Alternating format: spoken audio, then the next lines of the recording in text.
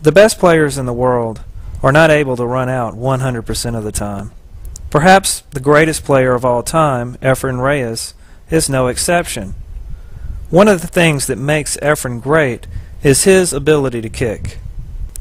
Whether it be from a bad break, a skilled safety play on the part of your opponent, or just a bad roll, sometimes you do not have a clear shot on your next object ball. It is for these reasons that if you want to be a really good player, you have to develop the ability to kick.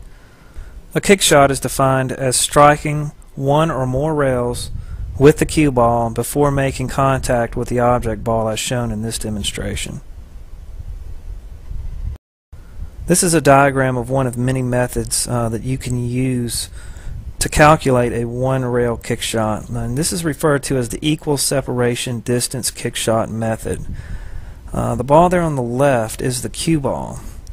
The line between the cue ball and the rail is the path of the cue ball where it's going to make contact with the rail, represented by the ball at the top. And then the next line coming back down the right side of the triangle is the path of the cue ball where it will make contact with the 10, and the 10 is our object ball. Now I've placed a ball in this diagram in the center, and that represents the halfway point between the cue ball and the object ball. And that is where you determine where your contact point is. You estimate roughly the halfway point between your cue ball and your object ball, and then you draw a line from that halfway point up to the rail, and that becomes your contact point. This is a diagram of the equal rail distance kick shot method. This method is more useful when the cue ball and the object ball are in uneven positions on the table. And here I have the cue ball very close to the head spot, and I have a line that's stretching back towards the rail to the left, and then I have a line going up to the ball on the top rail, which represents our contact point. And the line coming back down to the right of our triangle is the path that the cue ball is going to take to make contact with the object ball. And what you do is, instead of measuring the halfway point between the object ball and the cue ball, you measure the halfway point from the line that's drawn back to the bottom rail, as seen here. Then you take the halfway point between those 2 points and then shoot your line up to the top rail, and that becomes your contact point in this aiming method. Having a good understanding of an aiming system is only part of the story. While it's a great foundation for reliably executing a kick shot, it's not going to be of much use to you unless you understand how speed and English affect the angle of rebound on any given kick shot. This means that depending on these factors, you can hit the same contact point on the rail but get a very different outcome depending on what you're doing differently with the cue ball. This series of shots is going to be a demonstration of the effect of speed. In this first shot here, I hit the cue ball at a normal speed, and then I'm going to mark the path of the cue ball. Then I'm going to set the same shot up again, same position of the cue ball. It's going to be the same contact point on the rail, except this time I'm going to hit the cue ball at a much harder speed. And what happens when you hit the cue ball harder, you get what's called the rail throwback effect. The cue ball digs into the rail, the rail compresses, and then there's an opposite force exerted on the cue ball by the rail. And this force shortens the angle of rebound, as you'll see in this shot here. I'm going to squat down on the shot. I'm going to hit the shot at the same contact point on the rail from the same position, but you will see a much different outcome. The cue ball is going to rebound at a shorter angle. When the cue ball strikes the rail at a slower speed, the natural topspin on the cue ball interacts with the rail and causes the cue ball to have a wider angle of rebound, as shown in this shot.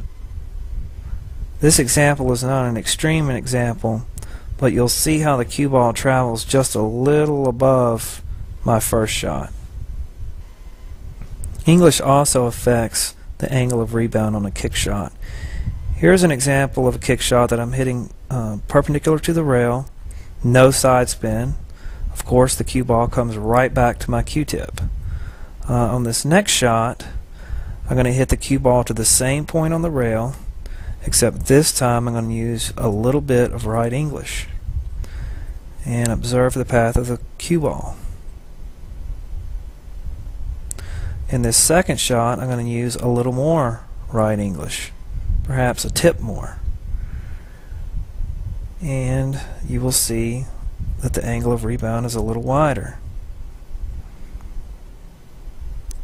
This third example, I'm going to use even more right English, extreme right English, hitting the same point on the rail, and you'll see that I have an even wider angle of rebound. Now I'm going to come back to my same position, and I'm going to apply left English onto the cue ball, same contact point as every other shot, except this time the cue ball is going in the other direction. And just as in my previous examples, the more English you use, the wider the angle becomes. It should also be noted that the English takes more into the rail when you hit it at a slower speed. The effect of English is reduced when you hit it at a higher speed because the cue ball has less time to interact with the rail.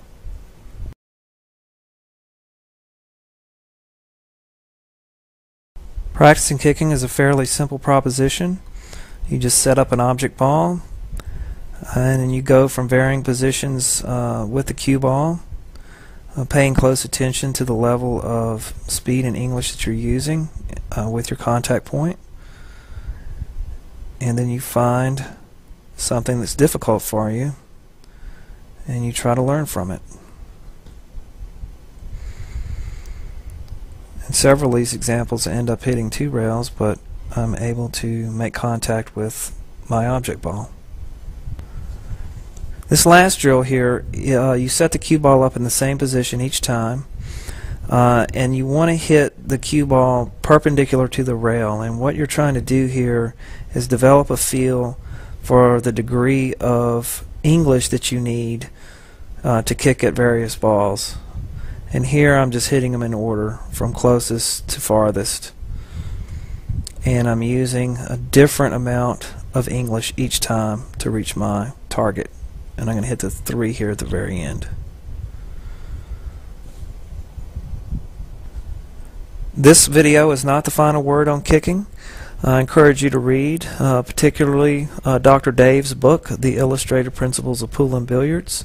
Dr. Dave is out of Colorado State University and happens to have a channel here on YouTube where he has some very good videos that are a companion to his book.